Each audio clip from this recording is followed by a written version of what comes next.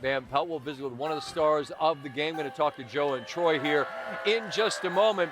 Phillip Rivers, one of the giant storylines coming in for the obvious reasons, but it is a San Francisco team with the direct path to the 1 seed that continues to play like it could be just that. 24-17 in the third, and there's Jawan Jennings, and you want the ball? Nope. Oh, that's not in the spirit of the holidays, is it? After it looked like maybe the Niners had a touchdown pass to Tom, just very next play, they don't challenge. We don't need to. That's Purdy to Christian McCaffrey. 6 more after they did get a pick of Purdy. Rivers here trying to get them within a score, and D. Winters, not just the pick, but the pick 6, and that effectively puts this one on ice. The Niners, for the second game in a row, did not punt the football a single time. And as I mentioned a moment ago, a direct path to the 1 seed if they continue to win. They have games remaining with Chicago and Seattle. We get to the booth now. Joe Buck and Troy Aikman. And Joe, this San Francisco team, as I was just alluding to, it's like they've been hiding in plain sight all year. We've talked about plenty of other teams in the NFC, but if they play like this, offensively like this, how do you assess their chances in a fairly wide open season in the National Football League? Yeah, I mean, I think that's the part of it that you need to focus on, and that is that it does feel wide open in the NFC. It feels wide open in the whole league. I mean, this has been a tough year to figure week to week, and it feels like the 49ers are getting hot. Their quarterback is getting hot. He's getting healthier as the season goes on with a bad toe. And if they play like this on offense, remember, they're playing without Pearsall, their big threat on the outside. Kittle was great tonight. They got the ground game going with McCaffrey. The offensive line has played really well. Purdy's been awesome. They get Tatum Bethune back in the middle of their defense. There's a lot to be happy about if you're a 49er fan right now. They're going to be tough to beat. They'll be tough for Chicago on Sunday night, and then they're pointed right for that Week 18 matchup against Seattle at home. Troy, we're always interested in your perspective on the quarterback position for obvious reasons, and we got quite a show from both tonight. Purdy throws 5 touchdown passes, and what Phillip Rivers did, you mentioned it on our show, and you mentioned it at the end of the broadcast, just proud of what you've seen from your peer and the quarterback fraternity. How would you assess the quarterback play tonight? Oh, I thought both quarterbacks played great. I don't know how you could watch this game and conclude anything other than that. And for Phillip Rivers, I think if you had told Shane Steichen and this organization that he would go out and do what he did, they would have thought they would have had a real good chance of winning this game. But unfortunately for them offensively, which has kind of been the problem for them after the 10th game of the season, they've been unable to run the football with Jonathan Taylor. They got banged up in the offensive line, and then, of course, the defense just really didn't show up tonight for them in order to slow down San Francisco whatsoever. But Phillip Rivers was phenomenal. There's not a lot of guys. I mean, there's not a lot of guys who have tried it, but to be out of the game for 5 years and be at his age and come out and do what he's done. And Joe talked about it early in the ball game. I think the one thing for Phillip was that he didn't want to embarrass himself, and he had to get comfortable with that first and foremost.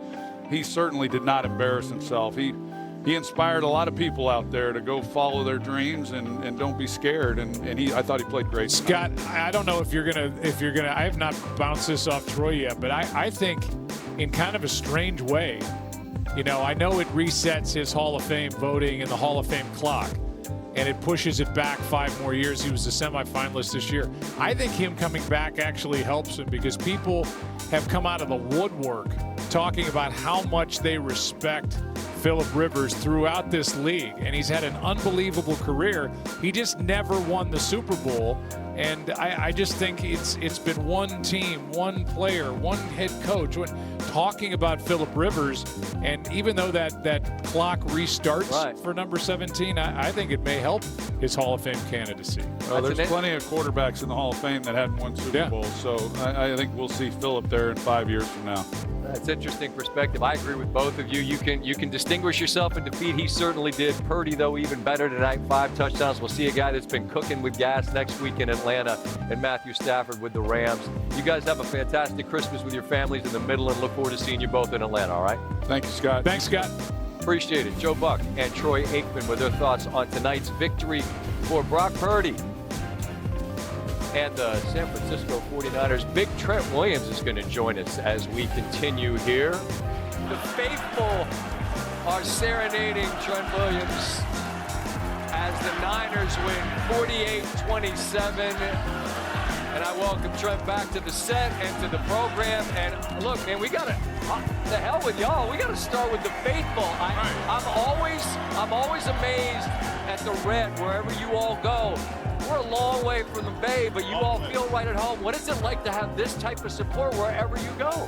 The biggest advantage you could ever imagine in football. You know, this is the first time in my career that I can guarantee that, you know, we can go away and we don't even have to use silent count most of the time. Crazy, right? You know, I've never been a part of making a home team use silent count. And, you know, that's the faithful. That's the faithful for you. You know, and I was talking to somebody about that earlier. I feel like what it is an organization that has such history. And what it is to me is that there are generations that watch Joe do it and Steve do it. And then they pass it down to their kids. And it's all across the country. And there are a bunch of organizations that have that. But to play for one, you feel it in an advantageous way, don't you? Oh, 100%. 100%. The faithful is all across America, not just in the Bay, not just in California. And like you said it, those guys won a lot of championships. Yep. They had the state of California in the palm of their hand for most of their career. So, Sure. You know, we just reaping the benefits. Well, all right, all love to them, but let's talk about the men in the arena and the people that put it on tape on the field. Right. Your offense, I talked to Morstead, the punter. I said, you don't work. I mean, he literally hasn't punted since November. That's crazy. What is it about the tempo, the rhythm, the play calling that is working at a level like this? What leads to it all? You know, it's just having all our pieces, you know, and we still down a couple. Yeah, right. Pearsall didn't do it tonight. Yeah, we're just down Ricky, but when you have George, Christian, you got Jawan, I mean, you got KB, you got D-Rob, all those guys on the field, just pick your poison, you know, and Brock processes things so fast, he gets the ball to the right guy constantly, and that's how we get going. This is his first ever 5-touchdown game. It's the first ever Monday night game for a Niner quarterback with 5 touchdowns, which is crazy because of the guys that I just mentioned, like legends, all-timers. All right. But what are you seeing from him in a season that I had to imagine at times was frustrating because of the toe and like, man, let me get out there with my guys. But what are you seeing from him right now?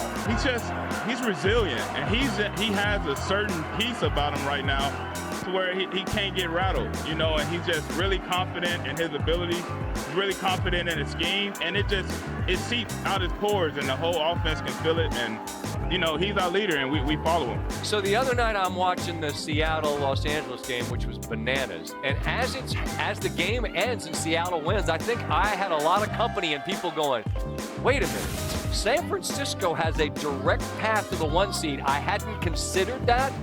But now that you know it, and you're home for the next 2 and they're Chicago and Seattle, it's good on good. I get that. But as you all realized the path that was in front of you, what was the sense among your group about what was going to be required to get that done? Because it's a hell of a game changer. Yeah, just tunnel vision. I told the guys, man, we got to have tunnel vision. We gotta take this thing one week at a time. We got 3 back-to-back 10-win teams, playoff teams that we got to go head-to-head, you know, and try to allow us to accomplish one of the goals we set out at the beginning of the year.